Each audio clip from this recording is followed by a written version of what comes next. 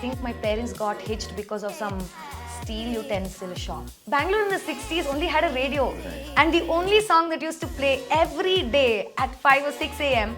was MS Subbulakshmi or the Suprabhata. When he saw it, he loved it. He was like, there's something so unique about it.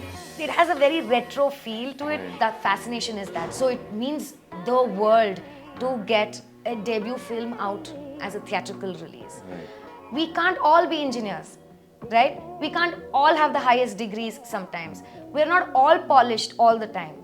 Sindhu, welcome to this conversation with OTTplay. Thank you. Thank you so much for having me. Okay, so the previous time we spoke, you told me that the idea or the sort of the core idea of this film stemmed from these conversations that you had with for many days together with your family members. Yes. Right now, okay, if you were to bring back one particular aspect of the 1960s to today, if you had to bring back one cultural aspect of the 60s back to 2023, Okay. what would that be based on the sort of the idea that you gathered from these conversations? I think the simplicity. Right. Just how beautiful and simple life was back then. And I was telling a couple of people this. I think my parents got hitched because of some steel utensil shop. Literally, they just walked into like one steel patre shop and they were like, there's a girl in our house. Do you know any grooms, etc. And then it just so happens that the owner is like, yeah, I think I know somebody. I will send him to your house. Right. It's so simple and so beautiful. People were so trusting, and there was no anxiety about another person. Oh, what intentions do they have, etc. None of that, right? It was such a simple, beautiful time where everyone trusted each other. There was a sense of community that we have lost today, I feel. Interesting. Another sort of facet of this film is, you can correct me if I'm wrong, is the idea of sort of stepping beyond the confines and breaking the Yes. mold and so on, which Yes. we gather from the trailer. Yeah. Do you suppose things have changed, in these 60 odd years, or do you think a lot of things are still the same, especially for, say, women today? Yeah. The fact that I'm sitting in front of you and doing this interview Right. itself is a testimony of the fact that, it has worked. Right. It has worked, but I'm probably just the 5 to 10% of the population that Sure. it has worked on. Right. There's still so many more households which need to change their mindsets, send their girls out there, educate them, and let them work. Ivaga, a lot of people are getting them educated. They're lawyers, they're doctors, or they have degrees in commerce, finance, but they're sitting at home, waiting for an ideal groom to get married and leave the country and whatnot. I'm like, let them put their degrees to use. They are Right. very talented. They're extremely capable. Let them be financially independent. Yeah. And that will allow them to be more independent of mentally, physically, everything, right? Right. When you give them the power, they can make choices also for themselves. And it's nothing to be afraid of. I don't Sure. think women are going to make scary choices. Right. They're just going to be more wiser. So I think there is a lot more to go, but the fact that I'm here sitting in front of you today is a testimony that the women in the 60s have paved way for people like me. Yeah, of course. I mean, we've come a long way, of course. Yeah. Right. Now, okay, this one's the most important question of the lot. Okay. Whose idea was it to remix Suprabhata? Okay, I wouldn't call it a remix. Okay, yeah, okay. We have changed the lyrics, Sure. yes. Right. So we were introducing the characters in this world of the 1960s of Bangalore. And Bangalore, how would Bangalore wake up? Bangalore in the 60s only had a radio. Right. And the only song that used to play every day at 5 or 6 a.m. was MS Subbulakshmi or the Suprabhata. No household was complete without the Suprabhata. So we were like, we have to do the Suprabhata. Right. But not many people know the Suprabhata outside of the South Indian community, Sure. actually. Right. And we also wanted to not just take a composition and just play it in the film. Right. We also thought that what can we do more about it? Right. So since I wanted to introduce the world of 1960s Bangalore, we thought Suprabhata is the best way to introduce Bangalore. Right. So it is actually a Bangalore's Suprabhata that we've recreated. And if you were to, say, play the Suprabhata at home, and if your parents or grandparents were to wake up to this, how would they react? I think they would find it funny. Blasphemy, no? No. Not at all, because we have been very tasteful with the lyrics. Right. We've been very careful not to hurt anybody's Sure. sentiments with it, and being respectful of the original singers, composers, and the origin of the Suprabhata itself from like centuries ago. Right. It is rather witty and rather funny, and just explains everyday life in the lyrics. And it's a lot of fun, yeah. Yeah. Right. Okay, now about recreating this era. Yeah. Right? Now, what is the toughest aspect of, say, bringing back that era to life? Is it the costumes, is it the production, and what part of it? And of course, I think we've spoken about this already. Budget is also always a constraint, Yeah. right? So what is the toughest aspect to follow The this? toughest was probably location. Right. Because where do you recreate 1960s Bangalore? Now in Bangalore, like there's, if you try to shoot in one house that is still available, other pakka, there will be another high rise, or, there'll be vitrified tiles, or there will be marbles and granites, and you'll be like, oh no, this is not going to work, right? So even if you get one angle, you're not going to get like the opposite angle, for example. And there are so many new vehicles here. So we needed a location which still felt very pristine to the times. And thankfully, Mysore is a lovely city that has kept its heritage and culture intact. The buildings are intact. The surrounding areas, etc. are still, they have a charm about the olden days. So it actually took me a while to figure out which house I want to shoot in. So I did a recce back in 2021 when we first initially thought about doing the film.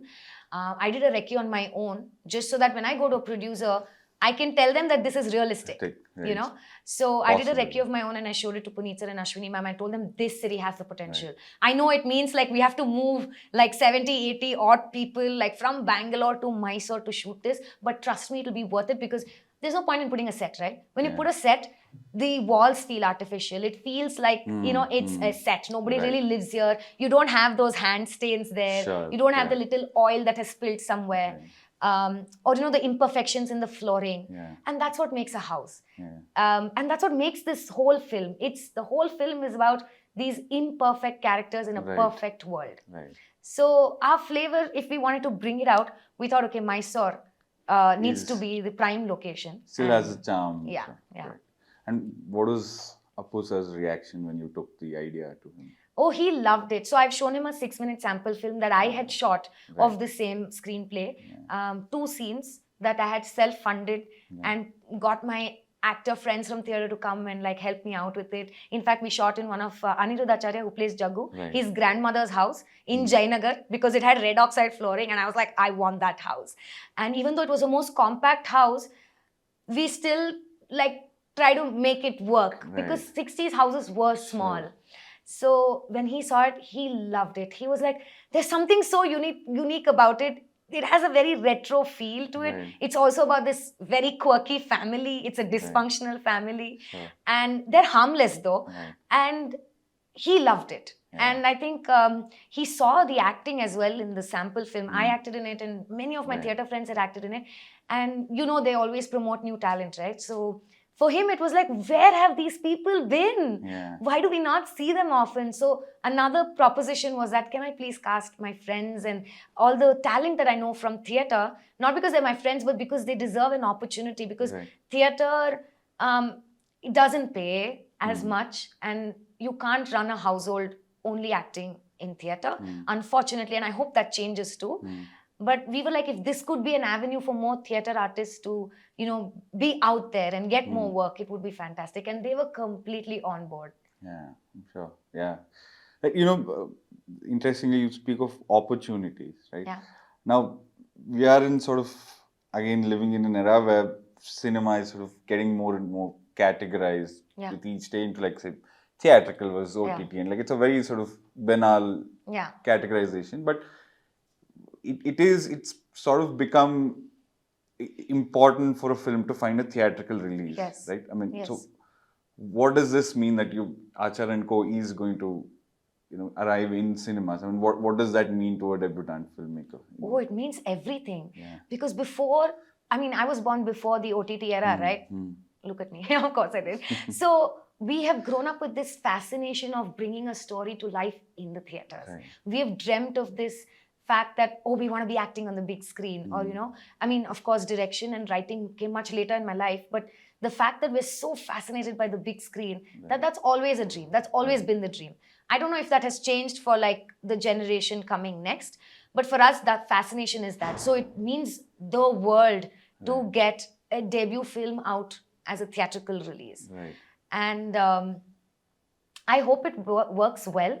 Sure. And that is my sincere hope, that people find it relatable and funny, and and they really respond to it at the box office. Right. Awesome. Okay, so final question. How would you describe the ethos of the film, or what does the film represent, and why must one buy a ticket to watch this film? I feel like the characters are so lovely in this film. Right. There is no, like I said earlier, it's about these imperfect characters in a perfect world. Everybody wants you to be perfect. Everybody wants you to look perfect, do perfect things, and just represent perfection. But then there are these characters who do not know what to do when they're not able to stand up to that perfection. We can't all be engineers, right? We can't all have the highest degrees sometimes. We're not all polished all the time. So how do you make your own way in this world? And how do you leave a mark that's your own? And that is not really, I think, defined by anybody else, is the major story. And like I said, it spans from the 60s to the 70s. It's about how these 10 siblings grow up in this 10-year span. And the beautiful thing about it is that these characters are also fresh in a sense that the men are feminist in this. The men want their sisters to be educated. The men want them to be independent. The men are encouraging. It's not about the old-fashioned thing about men putting women down or none of that. We want to show a reality or an alternate reality that this is possible, that men can be women's cheerleaders too, like just the way women are men's cheerleaders. There's a strong female gaze in the way the story is told. Because we want our men to be that way as well in reality. And that's what I love about Schitt's Creek. If you've seen that series, he has made gay characters so relatable and common in the sense that when they come out, nobody's surprised by it. They're like, yeah, cool. And they move on. And there was an interview about it asking, why didn't anybody react? He's like, I'm tired of people like, reacting with homophobia. Let's create an alternate reality where everybody finds it common. It's complete acceptance. And it's complete acceptance. That's the reality we want. Let's show that reality so that more people are like influenced by that. So when I was doing this, I was like, this is not about like men versus women. Come on, it's not about that. We want to be supported by the men around us, whether it's our brothers, our fathers, and they are. Why are we not talking about it? They're amazing role models in our lives as well. So I wanted to show that aspect as well. And sometimes one of the bigger topics is patriarchy as well.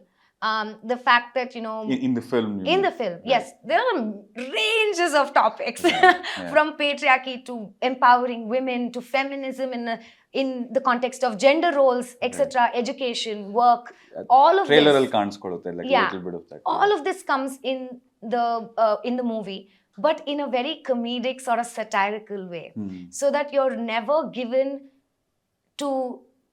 forced to think like the way I am thinking, but it just provokes you to think, So even talks about patriarchy and the fact how women are conditioned to think themselves that they shouldn't be doing something, that they become their worst enemies sometimes because they're conditioned that I shouldn't be doing this. No, I shouldn't be doing that. No, I should be only doing this, or I should sit this way, I should talk this way, I should do that. No.